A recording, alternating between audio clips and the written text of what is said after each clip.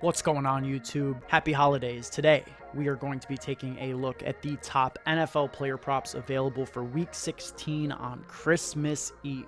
Hope you guys tailed last week's picks, went 3 for 3, also hit on 5 more winners in the Discord. Just a absolutely fire week in pretty much every way. And we're going to keep the steam going, going to keep the sun run hot. So let's get right into it with today's props. The first prop I like for today's video, Dalvin Cook, 76.5 rushing yards. Going to be hitting the over here. The New York Giants at this point in the season have devolved into a bottom 3 defense against the run, allowing an otherworldly 192.3 rushing yards per game over the last 3 weeks, on average allowing 150.4 rushing yards through the duration of the season. Now, it's no secret, in my opinion at least, that the Vikings are a fraudulent 11-3 team. Realistically, this team has no business being the 2 seed in the NFC. It wouldn't shock me whatsoever for the Giants to come into their building, pull off the upset, and what's ultimately a chase for the playoffs for New York as well. Now, with that being said, my expectation for this game remains that Minnesota will find a way to get back on track, is 3.5-point home favorites against New York. This is a run funnel defense in New York that Dalvin Cook should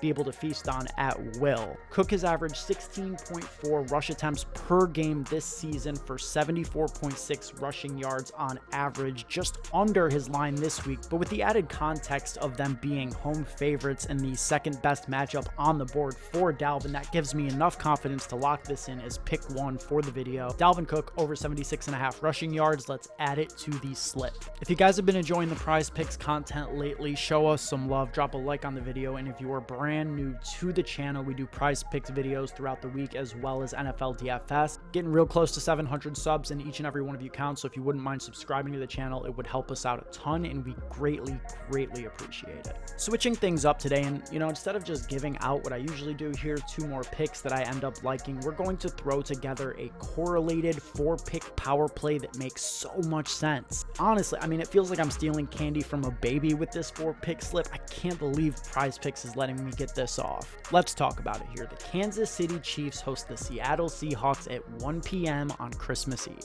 For this game, we're just stacking up the studs, right, and hoping these dudes do their job so we can add a couple extra Christmas presents under the tree. Both quarterbacks and both top pass catchers, all right? Patrick Mahomes over 300.5 passing. Geno Smith over 255.5 passing. Travis Kelce over 75.5 receiving, and DK Metcalf over 70.5 receiving. Let's break down why this is such a good spot for these 2 offenses. First of all, the game environment is great. 48.5-point total, second highest of the week in Week 16. This game should be an offensively dominated battle. Both the Chiefs and Seahawks rank top 7 in the league in pass rate, and both have bottom half defenses in terms of pass yards allowed. And not only that, but the way that these teams generally try and pass the ball aligns well with what the opposing defenses struggle to defend. Especially Seattle, who's giving up the 3rd most receiving yards to tight end and gets a matchup with the best tight end in the NFL this week. This season, Travis Kelce's averaging just over 9 targets per game for 6.5 catches and 81 yards on average. The matchup is great, and we're getting stone cold elite usage and production from the best player at his position in the NFL. Speaking of the best player at his position in the NFL, Patrick Mahomes' line is at 300.5. It's pretty standard for him to be in this range. He's thrown for over 300 yards in 9 out of 14 games this season. 4 of 6 of those have come at home, where he is playing this week. Even more impactful, I think, than the home road splits is the fact that the distribution of these games in relation to time with Mahomes, he's gone under 300 yards 5 times this season, and 4 out of those 5 games came in weeks 2, 3, 4, and 5, back to back. Since week 6, he's thrown for over 300 yards in 8 out of 9 games, and contextually, that makes sense when you think about where the Chiefs' offense was early in the year. They were figuring things out in the wake of Tyreek Hill's departure. I think that it was pretty natural to expect it to be a bit bumpy at first, and the fact that they've been so consistently dominant on offense since that midpoint of the season is very telling to me. At the end of the day, for KC, you're getting the best quarterback in the league and the best tight end in the league in good to great matchups, respectively, in a high total game. That is a bet that I will be comfortable taking 10 out of 10 times. Now, for the Seattle side of the ball, Geno Smith is 3 weeks away from winning Comeback Player of the Year. That is essentially set in stone. The Seahawks are 7-7 right now, 8th seed in the NFC, 1 spot out of the playoff picture. According to 538's playoff odds, Seattle has a 30% chance to make the postseason right now today.